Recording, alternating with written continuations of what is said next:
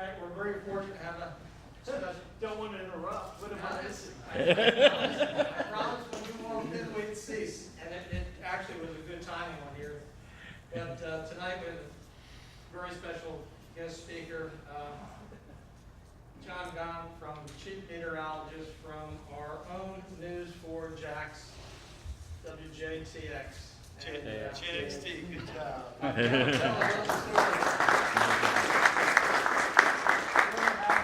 started when he was about 3 years old. What comes with it? Did you read the bio? Yes. It's I was going to say, did Denise write all this up? Oh, no, you actually printed it out. Nice. Very good. And his first book was written on the subject of weather. And correct me if I'm wrong, I believe that he wrote it out in pencil, used crayons to do the pictures. So he's been in this for a long time. He's worked as a weather graphics producer while in college, a meteorologist at WOLO in Columbia, South Carolina, WFTV in Orlando, Florida, and he was the only meteorologist on staff. And then he joined WJXT here in Jacksonville in 1992. And Back when we were all really young and had fun. throughout his career, he's been questioned many a time, but as fate would have it, fortunately or unfortunately, his forecasts were correct. So with that, I'll turn the floor over to you, John. Thank you. I appreciate that very much. I'm going to stand in front here, and it looks like we have another person coming on in. I hurt my hip today, and I've been off all day, so I was cleaning my porch. This is an old-time story, for old-timers. Don't fall on your hip, okay? It's very painful. I'll just talk loud if it's okay with everyone. All right, so most of you should know who I am. I am at WJXT's Chief Meteorologist. I took over for George about 10 years ago, 11 years ago. By the way, George is doing great, and he's approaching a big birthday. Just want you to know that he's hanging in there. He does do speaking engagements on occasion. He doesn't go far from downtown from his house, but I just want you to know that he's doing well. And you guys probably know him. I would imagine most of you have been here for years in the St. Augustine area, but he just recently retired down here. No? You guys have been here forever? Forever. Awesome. Which that's great. The thing is that as I look around the room, I always get discouraged too. And the fact is that I had a passion for CB radios, Smokey and the Bandit. Remember that? Mm-hmm. I was loving that. Great story. My brother-in-law, he grew up in North Carolina, and he said there was this big movie coming out back in 1976, and the line was super, super long. And I said, "Oh yeah, you're going to Star Wars?" And he said, "No, it's Smokey and the Bandit." And not kidding you, the line was down the street for that particular movie, and they were like, "Star who? Star what? Star Wars? Is that something?" So anyway, the point of it is that I had a CB radio when I was very, very young. And part of the process is just learning how to, for just like you guys, I don't know what you did when you were young, but, you play around with walkie-talkies. Did you? No? Maybe? Yeah. And the next thing you know, I had the crystal radio. Did you guys? Come on, I'm not the only nerd here. Come on. All right, we got a couple people. All right, so being a nerd, I had the crystal radio and had this brilliant idea. Saying, "Oh man, I got the wire all wound up," and I lived outside of DC, and it was WTOP, which you guys probably know of. It's a big powerhouse station out of DC. And so I'm sitting there scanning on a little crystal radio. I can hear clear as a bell. I'm like, I need more radio stations than just one. And so I decided to take this little copper wire, got it at the hardware store, and I literally had to pony up every penny I had. Copper wire was expensive back then, and I had no money back then. It was like $2 for like maybe 100 feet. So anyway, decided to hook it all up and string it up by biggest tree in my yard, and now I had business. This is great. I had WRC and WTOP. Could actually, shifted the frequency on the little drum wire, but it was very cool. But wait, let's take it to the next level. I got a walkie-talkie right here. So I start hooking the wire to the walkie-talkie. Now I'm booming all the way out. I mean, I had like 2 or 3 miles. It was incredible. And it was really funny because back in the day, my voice was, a young man, very high. So all these truckers wanted to talk to me because they thought I was a little Philly. And they found out I wasn't. They were like, see you backside, son. Boom, and that was it. So anyhow, that was my beginning experience of, to a certain extent, amateur radio, and I've had a certain passion for it. My father has kept me going on it. He has sea crane this and sea crane that. You know what I'm talking about, right? No? But anyway, it's a shortwave radio company that Art Bell used to pimp out. You know who Art Bell is? Remember back in the day? Come on, Art Bell was the best. W6OBB. Is that what it was? That's his call sign. W6OBB back in the day? That's great. So I'm just trying to bring back some memories for you guys because, it's a great, I think it's really fun to do and to listen to far, far away places. And now I bring you the downer part because in the day and age of the internet, I'm so impressed you guys are still getting together. I almost feel like I should listen to what you do on a daily basis to find out a little bit more about, where the art, and I consider it to be that, of amateur radio is. It is, I don't want to see it to be a lost science, but can I ask questions of you guys here and you can just pop off? Is there any way to transmit packet data in terms of like an internet type of, TCP/IP kind of through? Oh, yeah. We can. Yeah. You're doing it. So you're doing it. And so when you do it, is there a special procedure, what do we call it? Unassisted automated operation. You can go to high frequency gateways or FM, VHF, UHF gateways. And there were digital repeaters. There's a whole Network. slew of tools. That's great. And so is there a large amount of, what do we call that, latency in terms of when you do it this way, or is it pretty fast, pretty furious? Speed of light pretty fast. Yes. And the reason I bring it up because I'm interested to hear about Jeff. Is it Jeff Bezos? No. Who's Tesla guy? Help me out. Elon Musk. Elon Musk. Yes. Elon's got this great idea about putting in, and I don't know if you know the number. It's some crazy number, like 20,000 satellites in low orbit. Have you heard this one? Yeah. Probably. And the whole idea is what you just described, is that he's going to bounce all these signals all over the place in an attempt to create global, internet cloud. And I again take it to the level of where you guys stand. I'm like, where do you guys stand in all the face of all this crazy technology? Is this a club-to-club kind of thing, or how do you guys embrace the world of amateur radio today? And I'm asking a large, and I hope I don't sound, bring it down a notch, but I'm really curious because I go on television, and as you can tell, I can talk a lot. And I'd like to hear how everybody else is doing things after things have changed. Is anybody volunteer? Yeah. Kevin, there's a number of new modes that we're using. A number of those are digital, where we're actually tying a computer to our radio. And the computer has the software, but we're still transmitting over the air. Right. We're transmitting digital information. Can you encrypt it nice enough so that no one else is kind of listening in? We don't encrypt our. Against the law. Set it open. It can be done, but we can't do it on amateur bands. Is that FCC kind of thing? Yeah, FCC, Part 97. Doesn't allow us to do that. Gotcha. But a lot of the new modes are digital, and it's very popular right now. And you can make communication around the world at very low power. I love that. That's great. Morse code is still an art that people cling to as well. Yeah, no, I believe that. Yeah. I did, like I was saying, my dad, he has all the, secret radios, which are all the shortwave bands.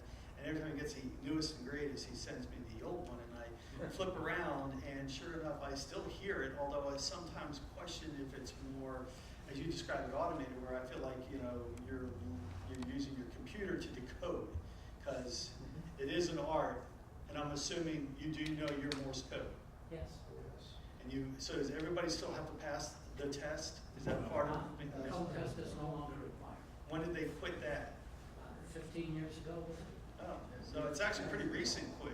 Yeah, you just take a written exam now, so you understand the technology and the bands and the modes and how to operate, like driver's license, so I have a driver's license for radio.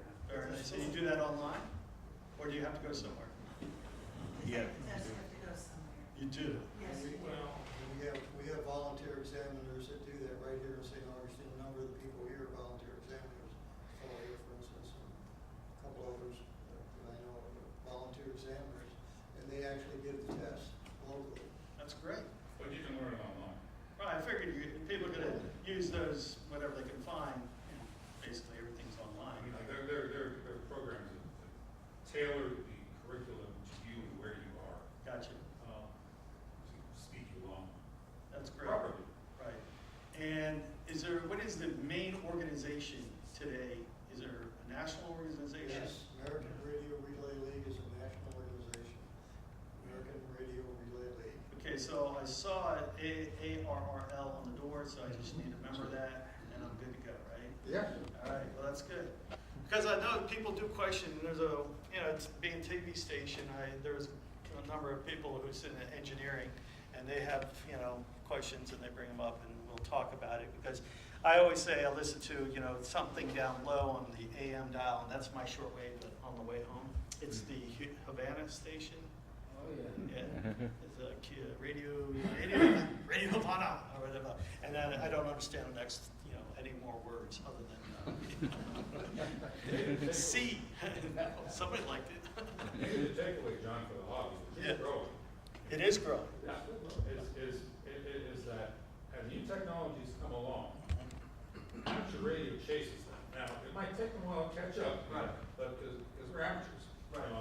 But they'll chase those, the latest technologies in some period of time. But that's- And we don't leave behind the original stuff like CW. So think of the depth Right. of intellectual activity that's going on. And on top of that, then, you've got this breadth of demographics and age Sure. that's widening it. It's just getting more and more massive every year. I'm glad to hear that, but you see, when I come into a room like this and I do a lot of speaking engagements, I have to scan the audience. And my immediate reaction was not broad demographics, okay? And so I was worried about how you guys are surviving in a day where technology is literally changing before everyone's We eyes. said earlier tonight, we had a 14-year-old, I think, that was licensed just the last session that got his license. I'm glad to hear See that. I mean, to me, I'm gonna, because I'll really reflect back, as I feel that my job at Channel 4 is to find out everything about the community and trying to pull out some of the not so great things and try to understand where they can improve. Hold on a second, got a thought. And when I was young, I went to Boy Scouts, Cub Scouts, Boy Scouts, and that's how I did the amateur radio thing. I don't know, did anybody else That's how I follow? got my license. Yeah, so. 11 years old, I passed the Morse code Boy test. Scouts, that's awesome.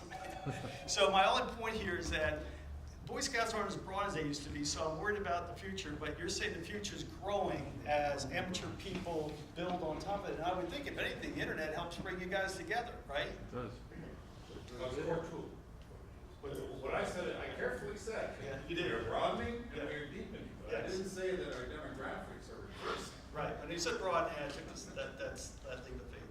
But again, I'm just trying to understand how to get the message out. So when I get on the air, and I start talking about hurricanes and the importance of why amateur radio people really stand out, I wanted to have more information, and I appreciate your being forthright and helping me out. When the 'Cause- batteries in your cell tower die, Yeah. right, I can go in my garage, Spent pull out the last month's meeting. 150-watt solar panel, my 12-volt batteries, and put communications on the air and reach out where there's no communications. They did that in New Orleans, right. amateur radio emergency services areas, and they went in, they put up cell tower sites, HF sites, and were passing traffic. That's great. Within 24 hours of New Orleans disaster. Actually, I read an article on this, and that's exactly what I recall. And it was probably the only true source of information because, there was a delay response and there was a delay in terms of the communication process, which led to literally backyard people, relaying local sheriff offices information to try to help communicate to people who were living in near the bayous and near the mouth of Mississippi in particular, which was really devastated. So, did I make you uncomfortable? I apologize if I did, but I'm trying to learn so that, we can kind of all work together. And I really appreciate, all the efforts that you guys do. I really do mean that because it is a part of my family. And when I got the the message that you guys wanted to have me. I was like, oh, this is awesome. And then the timing is like horrible because I'm usually on air right about now, or I had Rebecca fill in for me, and the old joke is, hey, next time send Rebecca.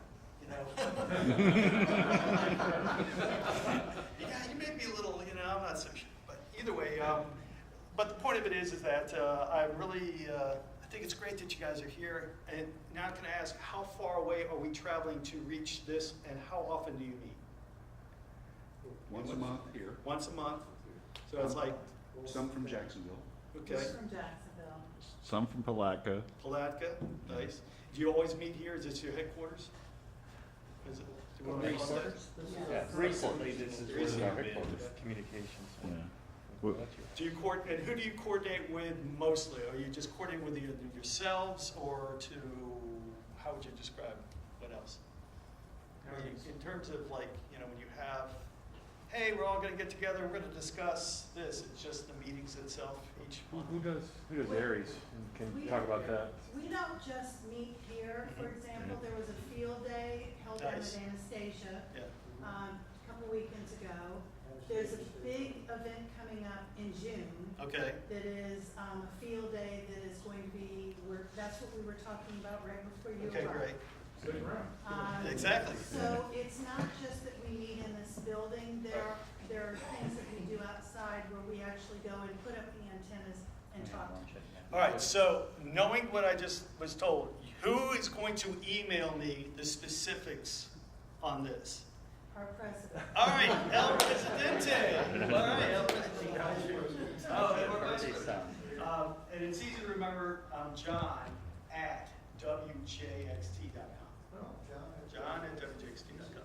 So that's easy. John, Yeah. there is another Yeah. way that we do communicate. We do have a weekly net on Wednesday evening at 7 p.m. So we actually get on 2 meter through our repeater, Right. and we all get on and log in, and talk a little bit about what we're doing that week, maybe what we're doing on the radio, what Sure. we're planning to do. Nice. And so we do this on a weekly basis also. Terrific. There's a national gathering in Dayton, Ohio every year. Nice. What do they call it? Yeah. Ham Convention. Ham Convention. And we have one in Orlando as well, don't we? Hamcation. Okay, wait, we've got Hamvention and Hamcation. Of course we have that in Orlando. Huge events, Huge? Yes. huge. And there's several other around. Yeah. Yeah, just give me clues, because I'll try to drop it into my weathercast. My bosses love me and hate me at the same time, but it's always, I'll tell you a quick inside story. So here, we're gonna talk about hurricane second, talk about Michael, but my boss was sitting next to me and they were talking to her. Okay, so my big boss is here, my direct boss is here. And they're like, all right, we're gonna decide what we're gonna do here. What we're gonna do here is we're gonna let John do whatever the heck he does. Because they never know what I'm gonna say or do. And I think that's the best part, because you never know. If I'm about to tell you it's all gonna be partly clean and beautiful every darn day, who's gonna watch? And they'll go, hey, where's Rebecca? I gotta mix it up. So if you drop me an email on Hamcation and Hamvention, I'd love to know about that as well. Something more current is field day, 6 weeks. Right, in June. June the 22nd, we would love to have that. Send your news truck. Sure, we might be able to get a truck out there, seriously. I'm not saying guarantee, because right now, we're gearing up for hurricane season, so it's pretty nutty. One of your Can't photographers. say it's gonna happen, but we'll finger crossed. Yeah, you guys Talk did to it for the Denise. Orange Park Club last year. Oh, we did? We had video So of you're that. saying your rival Orange Park, so it's not just St. Augustine, it's them versus you, got it? No, there's no verses. Oh, sure there isn't. But it's a competition. Oh, yeah. It's just them. It's just, exactly. It is Orange Park, I'm just saying. All right, well, look, that's good enough. Yes. Just real quick, John, another aspect of this is the area, which is the amateur radio emergency services, which a lot of the areas crew that operate out of the EOC building in St. Johns County, I believe the majority of them is made up of our members out here, and they respond major hurricane, any disaster,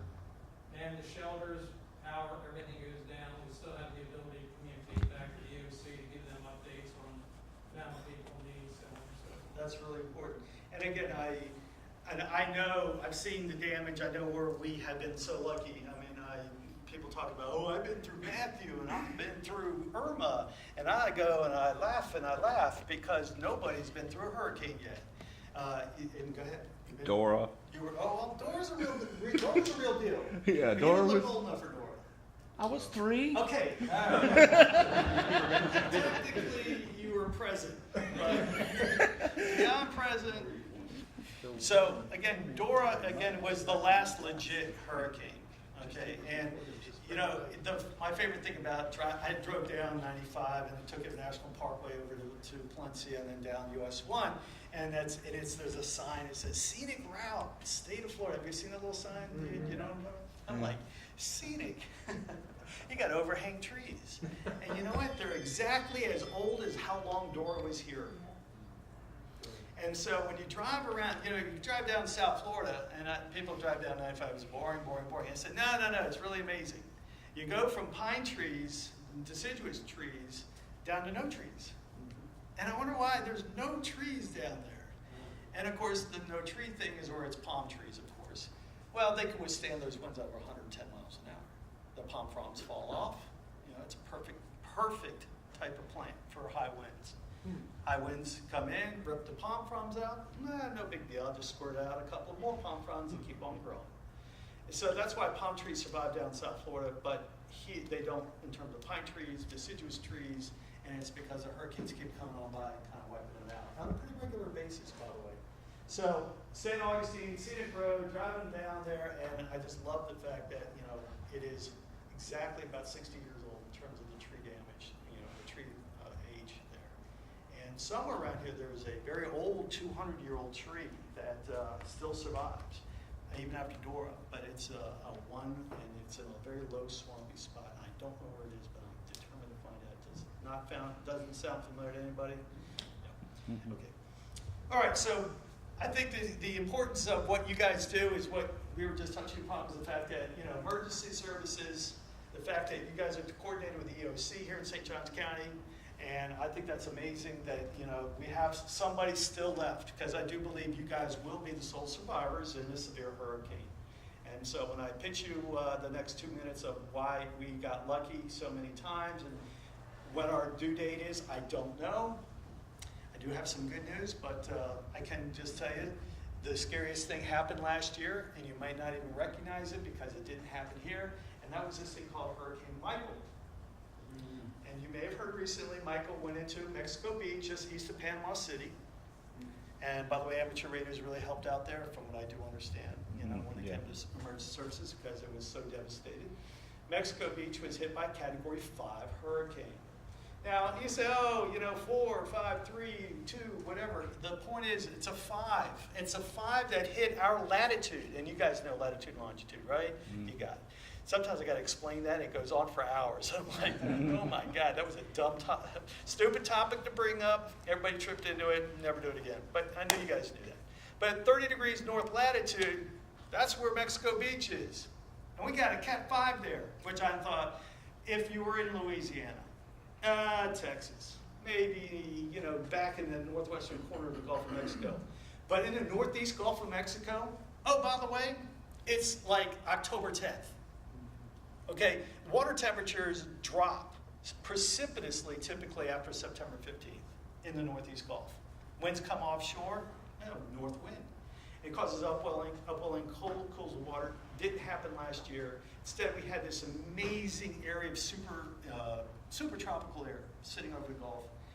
And, I'm going to pat my back a little bit, but 2 weeks out, the forecast models were keeping this huge dome of moisture in the primary growth area for tropical storms and hurricanes. And it was so large that if it was in September or August, we would have been talking about, it's been on, this is going to be a super hurricane, we know it's going to happen. But it was October. I know something's going to grow, but I don't think it's going to be a Cat 2 or maybe 3.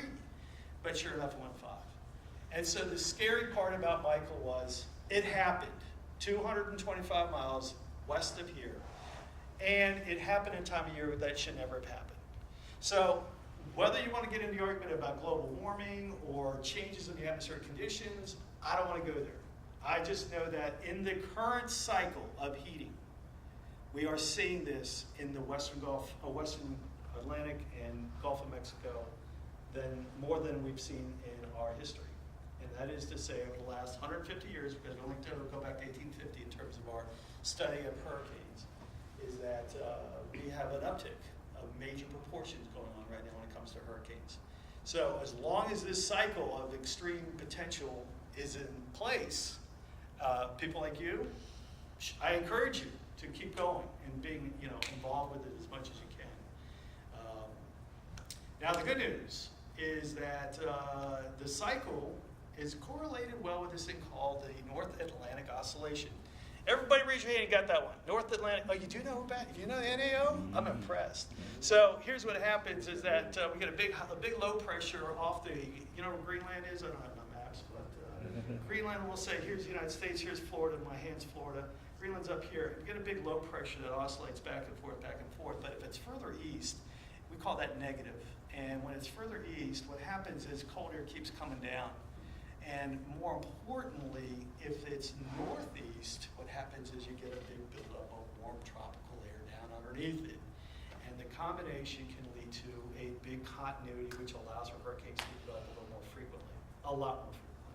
But as the NAO, which is now building strongly negative more frequently, and this is what happened in the 1940s and 50s and 60s when we had cold weather, that may lead to a shift for less hurricanes, but that shift is just now taking place, and it's about a 40-year cycle. So when we look back at the history of the hurricanes impacting the United States, and in particular Florida, we go 1960s, especially near the latter half. Then we go all the way to more recent times, which is more than 60 or more than 40 years, but it's about 40 years, give or take 3 or 4 years. In other words, we went from about 65 to 70 to 2005 to 2010, and that is now extended all the way to 2015. And again, that gets back into whether you want to argue about global warming, which I'll be honest with you, I am not a fan of. I am a much bigger fan of the argument that we have. You ready for this? It's called regional superheating. And you'll never see anybody write about it because it goes against the grain. And I'm that kind of guy. The idea that I see on the big picture is that the North Pole, the northern hemisphere, where, oh, by the way, 92% of the world's population lives. So you got your Earth, 92% live north of the equator. Yeah, Australia, southern parts of Africa, South America only consists of 8% of the population. Everybody is here. Everybody's mainly around 30 degrees north, by the way, which is about us. Cairo to Jacksonville, New Orleans, Los Angeles, take it all the way to China. Most people right there around 30 degrees north latitude. So here's what's going on. The northern hemisphere is toast. More importantly, the North Pole has been exceedingly warm for an extended period of time, for about 30 years. But we've seen this cycle before. And this cycle has occurred in the 30s. In the 1930s, we had Dust Bowl days, and people would talk about, and they were extended periods of extreme heat. In winter, summer, didn't matter. These were the big halcyon years of big time heat and humidity, mainly for the heat. The Dust Bowl obviously meaning dry air coming through. But all I'm getting at is that we've been in a period of extreme heating in the northern hemisphere. We don't see it in the southern hemisphere. We see pockets, but that's normal. But the heating has been really regionalized to the top of the world. Now, there's what are we going to find out? Well, we need to find out why. And that in terms of where meteorology meets the science, and climatologists, they hate each other, by the way. Meteorologists are the people like myself who go and bust a forecast on a regular basis. We make a forecast, doesn't happen. We get pie on our face, and we got to go on to the next forecast. We're climatologists. This is what's going to happen over the next 300 or 400 years, and who's going to be around to talk about it? Heck of a gig, if you ask me. So, wait a minute, I can say anything I want and pretty much look like a genius. So, again, people have opinions about how this works out, but in terms of our world today, northern hemisphere is too hot, and it's been getting hotter. And that has translated into arguments about how the heat gets transported around the world. In other words, sometimes it takes time, maybe decades, for it to be transported to the southern hemisphere. And then that's where change in terms of the world's, climate and world's absolute temperature really does play. But right now, last 30, 40 years, primarily, and it's where all the people live, the northern hemisphere, has been warming up. So that's kind of something you should put in the back of your mind. When people discuss, it's all a crock, there's something to it. Is it all CO2? Probably not. There's a lot going on here. And in the equations that I dealt with when I was in school, there's what we call partial differential equations. Anybody? PDE? All right, so the point of it is you get a lot of, you did Fourier series? Fourier? I tried to forget all that. You got two of us, three of us. Point of it is that it's a very complex world. And to lay your finger on one thing is, it's not likely. It's going to be something else. Or most likely it's a combination of things that are creating what we are. So back to hurricanes. We probably reached the peak of it. Now, one more little downside thought. When we saw the peak of it last time, and in fact in the beginning and at the end of it, and we take this back all the way to the 1920s, and we take this back into the 1890s, we find that Florida tends to be ground zero during the end run of this period of warm period. And during the 1890s in particular, we had multiple severe hurricanes come cruising by. Now again, if you had been alive in 1902 and you saw these hurricanes flying by North Florida, and you would say to yourself, oh, this is the normal, this is what happens in North Florida. No, it didn't happen again until 1964. But that's the kind of cycling that we definitely see. 1960s, you remember Donna, anybody? Oh, you won't remember that. No. That's good. But Donna was 1960. We had Camille, which went back out west, but we had a big, powerful hurricane go into the Keys. We had another big hurricane named Nora come by. We had Cleo go down into Miami. These are all Category 3 and 4 hurricanes. And it came in rapid succession. And it was, very much the hurricane state. We were that. Then it all shifted into the Gulf of Mexico in the 1970s. And then finally, in the 80s, it became more of a Carolina thing. And now it's been more of everywhere thing. And that's been the process of all the hurricanes we've seen. However, if we now think about us, we had El Faro. Do you remember El Faro? It was a freighter that came out of Jacksonville and went down into the Bahamas. And the ship's captain said, you think this is bad? You should see it in the Sea of Alaska, or whatever it's called.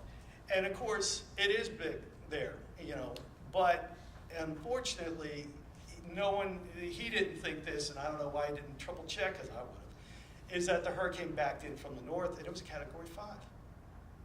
There was no hope. And so the ship went down at 15,000 feet of water. Then the next year, we had Matthew. Comes right up the coast.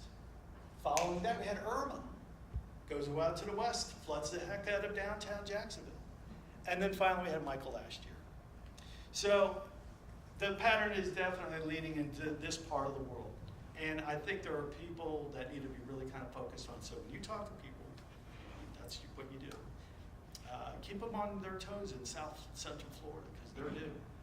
But I think equally due is Georgia folks.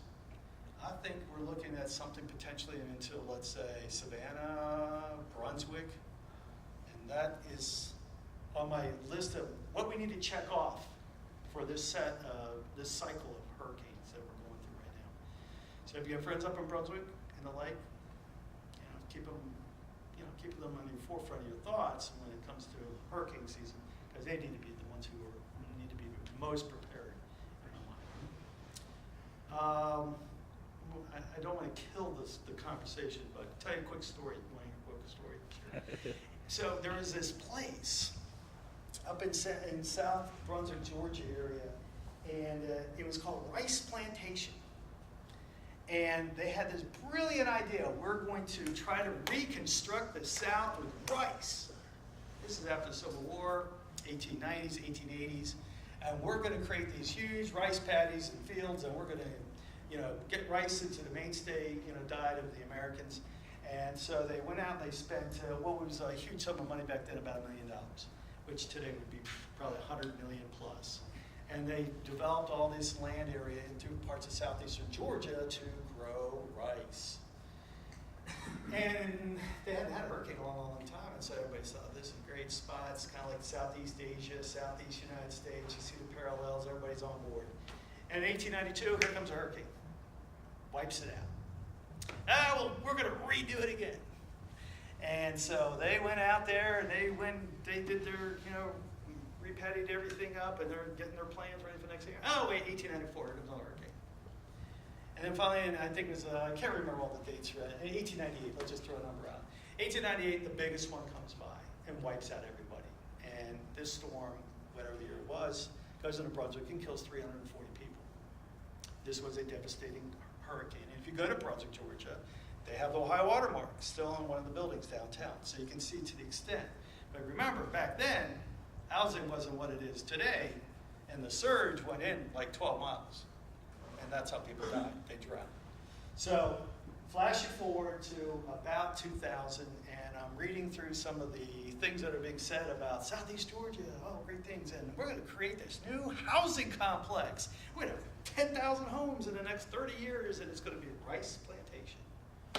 So my point is, I hope history doesn't repeat, but man, last time we went down this road, it wasn't a happy ending, okay?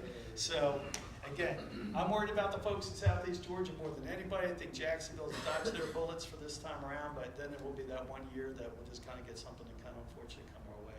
St. Augustine's pretty much due too, and we'll see how that kind of hopefully plays out. A lot of concern in St. Augustine because of the fact that we did have a lot of flooding events here recently, and it's not due to the waters rising. That is a misnomer in my mind. The water is rising, but it's going to go slowly, much below what people are suggesting right now. But if you go to, have you ever been to the fort? They built that like 400 years ago. Mm-hmm. It used to have a moat. Yeah. I'm just saying, they built it for a moat for a reason, but they have to fill the moat now, okay, because the moat's always dry. So either the land's gone up or the water's gone down in the last 400 years.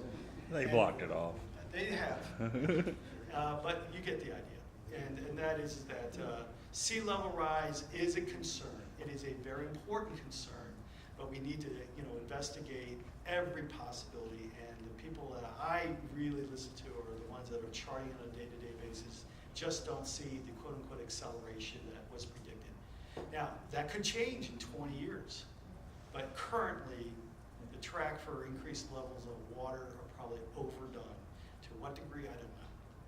Is it a concern to be, something that we need to take a study at? Absolutely. We need to be careful because there are millions, literally billions of dollars up and down the coast. And the impact would be, oh yeah, by the way, the state of Florida, here's the headline in my mind. Moody's or S&P, which are the two big bond companies. These are people who rate people who loan money. So it's like a FICO score, you know what I mean by that? Everybody's got their, Experian or whatever it is. And so the point of it is that Moody's and S&P goes out to cities and states and says, all right, this is a worthy state, you can go ahead and buy their bonds. So that the state of Florida wants to go and do a big project, create a new highway, create a new whatever. They go out and push, $1 billion out to everybody, but S&P and Moody's has to approve it. And if they say one day, oh, wait a minute, you guys are going to have flooding problems in 30 years because of sea level rise, it's going to cost you. You're going to have to get a higher interest rate to be paying off that.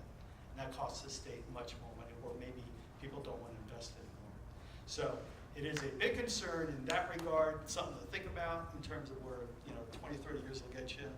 But I'm going to wrap it up at this point because I got to go back to Jim. Question? Do you have any thoughts about the Green New Deal? I don't have any clue on that. I don't. 12 years and we're all done? I guess my instant thought would be I should read about it, but I know what you're hinting at, and I'm just saying I don't know. What do we always hear about El Nino, La Nina? Good point. Instead of the oscillation up around Greenland. Okay, now El Nino, the story behind this one is great. So this island is sinking. Talk about global warming. So this island's sinking. This is about 45, 50 years ago, I'm getting a little older now, but it was a while ago. And they called in scientists to come find out why our island is sinking. Well, what happens is that they realized by the time the scientists got there, which was like a year later, the water had already gone down. It had gone down way below where it was. And they're like, wait a minute. First it's here, now it's down there. Well, El Nino is a warming of the Pacific water at the equator. And it extends for thousands of miles, and it alternately changes the world's weather patterns everywhere, to the poles. Warm air intrusion to the North and South Pole happens when we have El Nino, mainly the North Pole. But the point of it is that the oscillation is all due to winds. When the winds calm down, this is when an El Nino takes place. And since the sun's beaming down on the water heats rapidly. It also gets a little bit of warmth from below in terms of an oscillation that takes place. The combination allows for those water temperatures to soar. And because of that slowing of the water what? Builds up. There goes the island. Oh wait, the winds return and pushes all the water now towards Australia, and there goes the water levels down. So in a La Nina, colder water comes up. The water's moving faster. The winds are moving faster. And the result is that the tides in this case are lower. So that's how they figured it out. That's basically the crux of it. They had some suspicions elsewise, but in terms of what was going on then, that's how they figured it out. Good.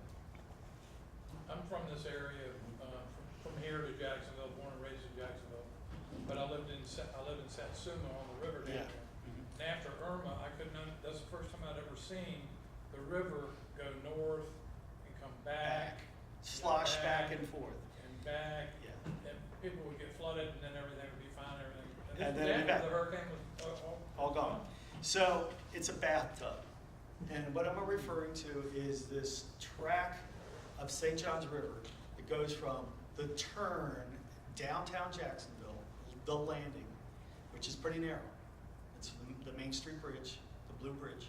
It's very narrow. It's only maybe, I'm going to say, 1,000 feet, 0.2 of a mile, quarter mile. But by the time you get down to the Buckman, it's 4 miles, and then it expands and oscillates in size all the way down towards Palatka. So in Satsuma, and all the tributaries, by the way, Julington Creek, all the way to the little mini creeks, that water surged, because of what happened. Irma went to the west of everybody and took this huge push of water, pushed it right into the downtown area. And guess what? When it came to the forecast models by the National Hurricane Center, they only deal with coastal areas.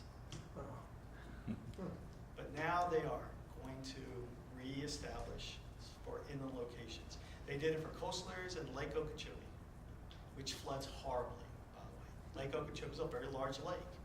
And during one hurricane, and I don't remember what it was like, the 22 or 24, 28, something like that, this hurricane came in and killed 3,000 people. Because when the storm went through, it created a storm surge that actually pushed 10-foot wall of water, which is that rise. It's not like a wall like that, but it just kind of keeps rising, keeps surging in, and took out a whole town. It's right here in Belle Glade. You know the area. Yeah. So that's a great point, and that's rare, but it happened with Dora to a lesser extent. But it happened to a hurricane that it's undocumented. It's an 1846 hurricane called the Havana Express, I'm going to say, or Havana Hurricane, that went from Havana all the way up the west coast of Florida, just like Irma did, and it was equally as powerful at one point, and caused some very high surge values on the St. Johns River in the downtown area. That was the highest surge level, but in the day, it was called Calford, not Calford, Jacksonville. yeah. Okay.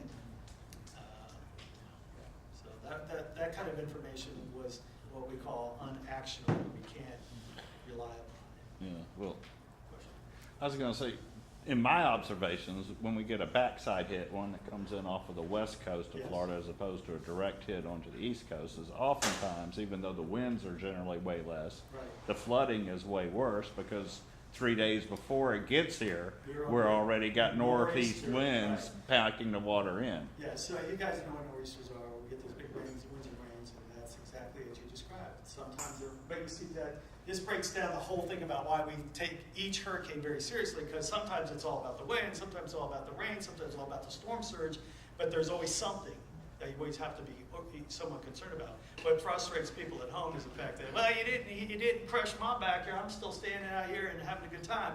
And you know what? That's true for about 97, 98%. But those 2%, you know, down there in St. Augustine, they got wiped out. Those houses are done.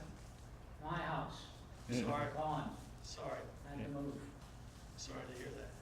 And, you know, I hear these stories and it really touches me because I'll go and drive up and down. I put in like 1,000 miles right after each of these hurricanes just looking for damage.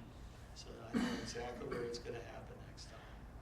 And unfortunately, you know, it was, you know, when it crept into neighborhoods, it crept in big. You know. Do you have a favorite between the two computer models? Okay, so there are two main computer models that everybody knows about. One's called the Global Forecast System, and one's called the European Forecast Model. So Euro versus GFS. But when you see, the problem is the Americans have a problem when the Europeans do better. So what the Americans have done is they've come up with a bigger, better model, and it's doing horribly.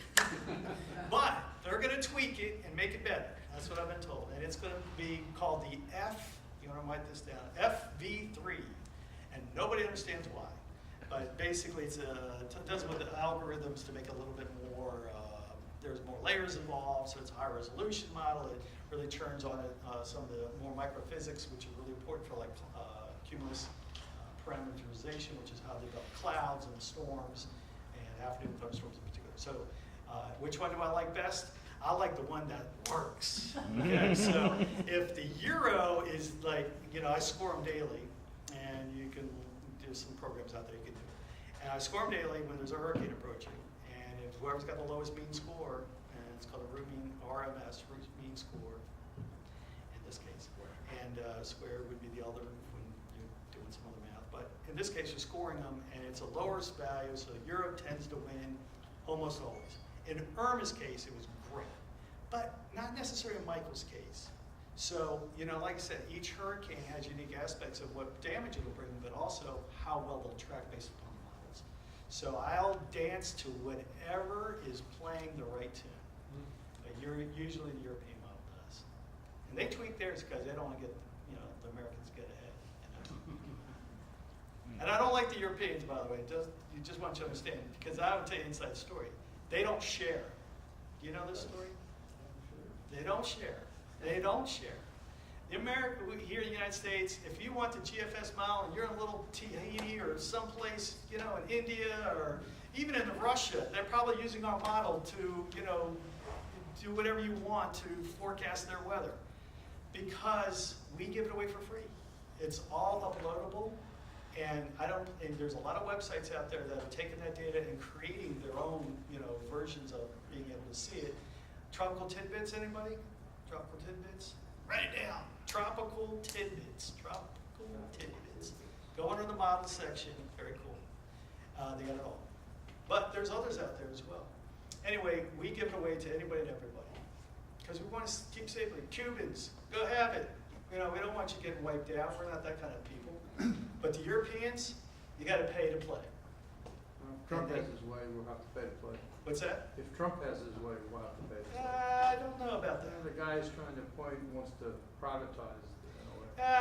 There are aspects of the National Weather Service I think do need to be privatized. I'm going to be honest with you.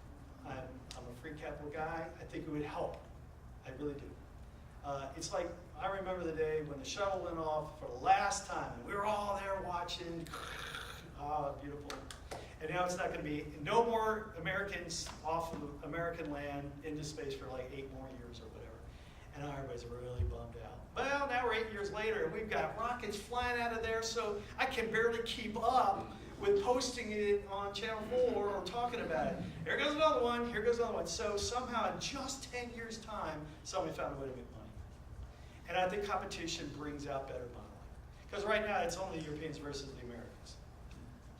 Canadians have tried, the Japanese are trying, and if you go to tropicaltidbits.com, you'll see the other models. So again, more the merrier in my mind. When it comes to forecasting, you do want to have that edge, no question about it. But, you know, without competition, I don't know how I can say. I know, I can see where we're going. Okay, I'm with you because I have to head back to Channel 4. I again want to tell you from my heart, I mean this. I'm really impressed you guys are together. I think it's amazing. You guys are broadening and stretching it out with all the technology, and I'm going to try to communicate that when I'm on air. And if you guys drop me those hints of when things are coming up, like in June and some of the other things, I like geeking out too.